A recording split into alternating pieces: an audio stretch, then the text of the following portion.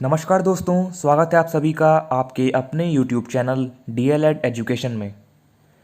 दोस्तों, आज की वीडियो में मैं आपसे डिस्कस करूंगा BLED के बारे में कुछ बेसिक इन्फॉर्मेशंस, और BLED का भी एंट्रेंस एग्ज़ाम भी होने वाला है, तो उसके बारे में भी कुछ आपको मैं एग्ज़ाम की टिप्स बताऊंगा कि आप किस तरह से अपनी एग्ज़ाम की प्रिपरेशन कर सकते हैं और एक अच्छा खासा मार्क्स स्कोर कर सकते हैं। BLED के एग्ज़ाम में कौन कौन से क्वेश्चंस आपसे पूछे जाएंगे, आपको अपनी प्रिपरेशन कहाँ से करनी है, कौन सी किताब पढ़नी है और आपको कितना पढ़ना है और कहाँ से क्या क्या पढ़ना है, ये सारी बातें मैं आपको इस वीडियो में बताऊंगा। तो चलिए स्टार्ट करते हैं फिर आज की वीडियो। तो दोस्तों, जैसा कि मैंने आपको अपनी इससे पहले वाली वीडियो में बताया था कि एक न्यूज़ आई थी BLED के एंट्रेंस एग्ज़ाम को लेकर के। उस न्यूज़ में ये बताया गया था कि BLED का एंट्रेंस एग्ज़ाम जो आपका पहले 29 जुलाई में होना था वो अब 29 अगस्त में होगा। लेकिन दोस्तों, यहाँ पे कोरोना केसेस के बढ़ते हुए ऐसा लगता नहीं है कि आपका ये एग्ज़ाम 29 अगस्त में भी हो पाएगा। लेकिन जब तक कोई अपडेट नहीं आती तब तक हम यही मान के चलेंगे कि आपका BLED का जो एंट्रेंस एग्ज़ाम है वो 29 अगस्त में ही होगा। इसलिए आपको अपनी प्रिपरेशन करते रहनी है दोस्तों, आपको बिल्कुल भी ढील नहीं देना है। आपको यहाँ पे ये नहीं सोचना है कि आपका एग्ज़ाम जब बिल्कुल डेट फाइनल हो जाएगी तभी आप पढ़ना शुरू करेंगे। दोस्तों, जो आपका BLED का एंट्रेंस एग्ज़ाम होता है वो पेपर तो आपका काफ़ी कठिन नहीं होता, लेकिन जो आपकी मेरिट लगती है बाद में दोस्तों, वो मेरिट आपकी बहुत अच्छी खासी हाई लेवल की लगती है। इसलिए आपको बहुत सावधान रहना है और अपनी प्रिपरेशन एकदम सही से करनी है। चलिए बात करते हैं इसके एग्ज़ाम पैटर्न को लेकर के। दोस्तों, BLED से जुड़ी काफ़ी सारी बातें मैं आपको इससे पहले वाली वीडियो में बता चुका हूँ। BLED में एडमिशन लेने का प्रोसेस क्या होता है, क्या क्या डॉक्यूमेंट इसके लिए रिक्वायर्ड होते हैं, आपकी एलिजिबिलिटी और कितने परसेंटेज मार्क्स आपको इंटरमीडिएट में लेके आने होते हैं, ये सारी बातें मैं इससे पहले वाली वीडियो में आपको बता चुका हूँ। अगर आपको वो वीडियो फिर से देखनी है तो उसका लिंक मैं आपको डिस्क्रिप्शन में डाल दूँगा, आप वहाँ से भी उसे फिर से देख सकते हैं। फ़िलहाल इस वीडियो में मैं आपको बताऊँगा कि आपको BLED का एंट्रेंस एग्ज़ाम क्लियर करने के लिए किन किन बातों का ध्यान रखना है, आपको कहाँ कहाँ से कितना पढ़ना है और आपकी एग्ज़ाम स्ट्रैटेजी क्या होगी। दोस्तों, बहुत सारे स्टूडेंट्स को ये डाउट रहता है कि BLED का सिलेबस क्या है, इसमें किस किस तरह के क्वेश्चंस पूछे जाते हैं। और अगर आप इसका सिलेबस देखने की कोशिश करेंगे तो जाहिर है कि शायद आप इसका परफेक्ट सिलेबस ना ढूंढ पाएँ। तो दोस्तों, इसका सिलेबस कोई बहुत ज़्यादा टफ नहीं है, इसका सिलेबस काफ़ी बेसिक सा है। आपको क्लास 1 से लेके क्लास 10 तक की बेसिक नॉलेज होनी चाहिए। अगर आप क्लास 1 से लेके क्लास 10 तक की सारी बुक्स सही से पढ़ लेते हैं तो आपका BLED का एंट्रेंस एग्ज़ाम काफ़ी आसानी से क्लियर हो सकता है। अब आप लोगों में से बहुत से लोग ये सोच रहे होंगे कि क्लास 1 से लेके क्लास 10 तक की बुक्स कैसे पढ़ें, इतनी सारी बुक्स कौन पढ़ता है। तो दोस्तों, आपको घबराने की ज़रूरत नहीं है, आपको सारी बुक्स नहीं पढ़नी है। आपको क्लास 1 से क्लास 10 तक की मैथ्स, इंग्लिश, हिंदी और जिसमें आपका एनवायरनमेंट की एक बुक होती है वो क्लास शायद 6 तक होती है, आपको खाली इन बुक्स पर ही फोकस करना है। यहाँ पर मैं आपको एक बुक रिकमेंड करता हूँ, आप चाहें तो अरिहंत की DU BLED की एक बुक आती है, आप वो भी परचेज़ कर सकते हैं। उसमें आपको BLED के जितने प्रीवियस ईयर के क्वेश्चन पेपर्स हैं उन सब का सॉल्यूशन मिल जाएगा। दोस्तों, यहाँ पर आपको एक बात का ध्यान रखना है, जो आपके BLED के प्रीवियस ईयर के क्वेश्चन पेपर्स होते हैं आपको उन सारे क्वेश्चन पेपर को सही से सॉल्व करके एग्ज़ाम में जाना है। क्योंकि दोस्तों, इनमें बहुत सारे आपको टॉपिक्स ऐसे मिल जाते हैं जिनके आपके क्वेश्चंस हर साल रिपीट होते हैं।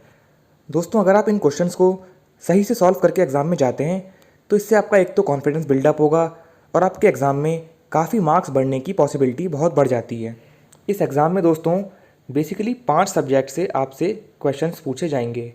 जैसे कि आपके इंग्लिश में से 20 क्वेश्चंस आपके कॉम्प्रीहेंशंस में से पूछे जाएंगे, इसी तरह से हिंदी में से 20 क्वेश्चंस आपसे पूछे जाएंगे, मैथमेटिक्स में SST और साइंस, इन सभी में आपसे 20-20 क्वेश्चंस पूछे जाएंगे। और जैसा कि आप जानते हैं इसमें हर क्वेश्चंस 4 मार्क्स का होता है। हर सही क्वेश्चन पे आपको 4 मार्क्स दिए जाएंगे और आपके हर गलत क्वेश्चंस पे आपका 1 मार्क्स कट कर लिया जाएगा। तो दोस्तों, यहाँ पे आपको बहुत केयरफुली होकर क्वेश्चंस को अटैम्प्ट करना है। आपको सिर्फ वही क्वेश्चंस अटैम्प्ट करने हैं जिसमें आप पूरी तरह श्योर हों और जो क्वेश्चंस आपको पूरी तरह से आते हैं। आपको इसमें नेगेटिव मार्किंग का बहुत ध्यान रखते हुए क्वेश्चंस को सॉल्व करना है। यहाँ पर दोस्तों आपके कुछ टॉपिक्स और हैं जहाँ से वो आपसे कभी कभी क्वेश्चंस पूछ लेता है, जैसे कि लॉजिकल रीजनिंग और करंट अफेयर। यहाँ से आपसे 2-3 बार एग्ज़ाम में इसके क्वेश्चंस पूछे गए हैं, तो आप थोड़ा बहुत इन पे भी फोकस कर सकते हैं। वैसे दोस्तों, लॉजिकल रीजनिंग आपका काफ़ी आसान सा टॉपिक होता है। इसमें आपसे बहुत ही बेसिक से क्वेश्चंस पूछे जाते हैं। जैसे कि वो आपसे पूछ लेगा, वो आपको कोई फिगर दे देगा और उस फिगर में आपसे कुछ ट्रायंगल्स होंगे, उस ट्रायंगल्स को काउंट करके पूछने के लिए कहेगा। तो लॉजिकल रीजनिंग में आपके कुछ इसी से रिलेटेड आपसे क्वेश्चंस पूछे जाएंगे। दोस्तों यहाँ पे मैं आपको कुछ इसके इम्पॉर्टेंट टॉपिक्स बता रहा हूँ, जिसमें से हर साल इस पेपर में आपके 2 से 3 क्वेश्चंस पूछे गए हैं। आपको ये टॉपिक्स बहुत सही से क्लियर करने हैं। जब मैंने बीएलएड एंट्रेंस एग्ज़ाम के 2-3 साल के पुराने प्रीवियस ईयर के क्वेश्चंस पेपर देखे, तो दोस्तों मैंने उसमें देखा कि कुछ टॉपिक्स हैं, कुछ रिलेटेड टॉपिक्स घुमा फिरा के उन्हीं टॉपिक्स में से इसके क्वेश्चंस लगातार पूछे जा रहे हैं। जैसे दोस्तों अगर मैं आपसे मैथ्स की बात करूं, तो मैथ्स में अर्थमेटिक के पोर्शन से इसके काफ़ी सारे क्वेश्चंस आपसे पूछे जाते हैं, जैसे कि number system, LCM, HCF, square root and cube roots, simplification, average, geometry, trigonometry. इन सभी से आपके इस पेपर में बहुत सारे क्वेश्चंस पूछे गए हैं। खासकर दोस्तों एलसीएम, एचसीएफ, नंबर सिस्टम और ट्रिगोनोमेट्री, आप इन 3 टॉपिक्स पे थोड़ा सही से फोकस कीजिएगा, क्योंकि 2-3 साल पहले के पेपर में इन 3 टॉपिक्स में से अधिकतर क्वेश्चंस आपके पूछे गए हैं। अब बात करते हैं साइंस की। दोस्तों साइंस में वो आपसे बहुत ही बेसिक से क्वेश्चंस पूछता है, जैसे कि cell, nutrition, human body, health and disease. दोस्तों हेल्थ और डिजीज़ से आपके 2-3 क्वेश्चंस तो हर बार पूछे गए हैं। इसके साथ साथ आपके जो एनवायरनमेंट के कुछ इंपॉर्टेंट टॉपिक्स होते हैं, जैसे कि ozone gas, green house effect और आपके जितने भी एनवायरनमेंट से रिलेटेड टॉपिक्स हैं, आपको इन सभी टॉपिक्स को सही से कवर करना है। दोस्तों यहाँ पे आपको बहुत डीपली नहीं जाना है, आपको इन टॉपिक का सिर्फ एक बेसिक तैयार करना है। बहुत से स्टूडेंट यहाँ पे इन सभी टॉपिक्स को बहुत डीपली स्टडी करते हैं, आपको ये गलती नहीं करनी है। आपको इन सभी सब्जेक्ट का सिर्फ एक बेसिक नॉलेज होनी चाहिए। साइंस में दोस्तों आपको थोड़ा बहुत ध्यान फिज़िक्स के पोर्शन पे भी देना होगा। फिज़िक्स में जैसे कि दोस्तों आपको हल्का सा इलेक्ट्रिसिटी, वेव, साउंड, लेंस और जो भी आपकी क्लास 1 से लेके क्लास 10 तक के सब्जेक्ट हैं, आपको हल्का हल्का बेसिक नॉलेज फिज़िक्स पे भी इनके बारे में होनी चाहिए। तो दोस्तों ये था आपका आज का वीडियो। अगर आपको कोई भी डाउट है इस वीडियो से रिलेटेड, तो आप कमेंट सेशन में कमेंट करके पूछ सकते हैं।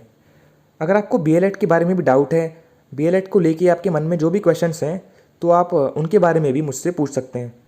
अगर आपको ये वीडियो पसंद आई हो तो वीडियो को लाइक ज़रूर करें। UP DElEd, B.El.Ed, CTET, UPTET और शिक्षा विभाग से जुड़ी सभी महत्वपूर्ण जानकारियों और अपडेट्स के लिए सब्सक्राइब कीजिए हमारे चैनल को। तो दोस्तों मिलते हैं आपसे अगली वीडियो में, तब तक के लिए जय हिंद।